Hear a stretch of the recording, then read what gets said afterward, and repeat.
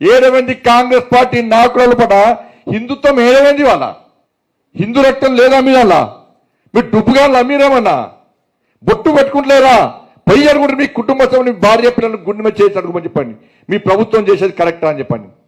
BC హిందువులలో తుర్కోలం కలుపుతారు తీసుకొచ్చి మీ అయ్య జాగిరా మీ తాత జాగిరా ఎవరు కుట్టిండు ఎట్లా కలుపుతారు మీరు బీసీలలో హిందువులను ముస్లింస్కి వచ్చి ఎంత ఇచ్చినా 42% రిజర్వేషన్ ఇస్తున్నారు బీసీలకు 42% ఎలక్షన్ ముందు రిజర్వేషన్ ఇస్తున్నారు. ఇలా ఇంతకుముందు 32% 23% మనకు రిజర్వేషన్ ఉన్నది ఆల్రెడీ హిందువులకు బీసీలకు.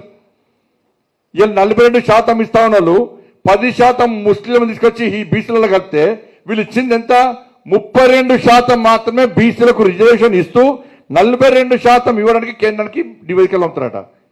నేను బరాబర్ చెప్పినా మీరు ముస్లింలను కలిపి బిల్లు ఢిల్లీకి పంపితే అది లామినేషన్ చేసి మీకు పంపుతా మిల్లలో పెట్టుకోరు ఫైల్. మేము ఇచ్చే ప్రసక్తి లేదు. మీరు ఇచ్చేది 32% బీసీల కుంభ ముస్తున్నారు మీరు ఇలా 32% ఇచ్చి ఇంకా 10% తుర్కోలకు ఇస్తున్నారు. మీరు మాకు ఇస్తలేరు, బీసీలకు ఇస్తలేరు, హిందువులకు ఇస్తలేరు.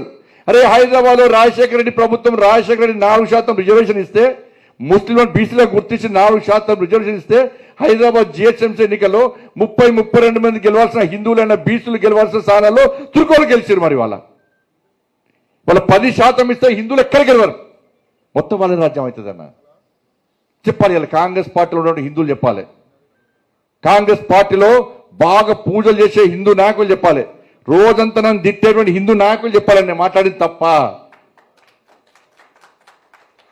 సర్కులర్ ఇస్తారు మీరు, సర్కులర్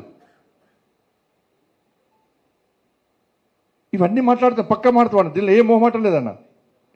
దీనిలో చాలామంది అనుకుంటారు ఎన్నికల ముందే కాదు, ఇవాళ ఈ గ్రాడ్యుయేట్స్ ఎన్నికల్లో ఈ ఎన్నికల్లో ఎమ్మెల్సీ ఎన్నికల్లో మేధావి వర్గం అంతా కూడా దయచేసి గుణపాఠం చెప్పండి. మీకు ఒక వర్గాన్ని కొమ్ము కాస్తూ ఒకే వర్గం ఓటర్తో గెలిచినామని చెప్పి విర్రవీగుతున్న కాంగ్రెస్ పార్టీ గుణపాఠం చెప్పాల్సిన బాధ్యత ఇలా మేధావి వర్గం మీద ఉంది. వాళ్ళ నేను మతం గురించి మాట్లాడతలేను, కానీ హిందూ ధర్మానికి జరుగుతున్న అవమానాల గురించి హిందూ ధర్మం పట్ల నిర్లక్ష్యం వహిస్తున్న విధానం గురించి ఇలా మీకు విజ్ఞప్తి చేస్తున్నాను. 2 చేతులు జోడించి మొక్కుతున్నా ఈ ప్రభుత్వం గుణపాఠం చెప్పాలి, చెప్పి తీరాల్సిందే. ఇలా